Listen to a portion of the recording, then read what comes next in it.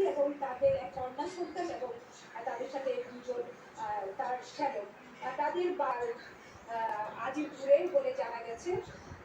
বাকিদের সামনেই আছি আপনাদের গায়ে কিন্তু পাশেই বাইরে গাড়ির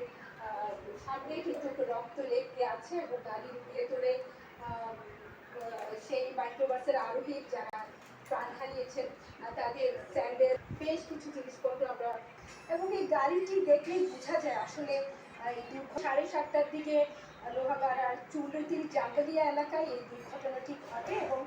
কক্সবাজার থেকে চট্টগ্রাম একটি বাঁক আছে হারিয়ে ফেলেছে মহাসড়ককে মুখোমুখি তখনই দিকে এবং ঠিক ওই মুহূর্তেই পেছন দিক থেকে আসা আরেকটি মাইক্রোবাস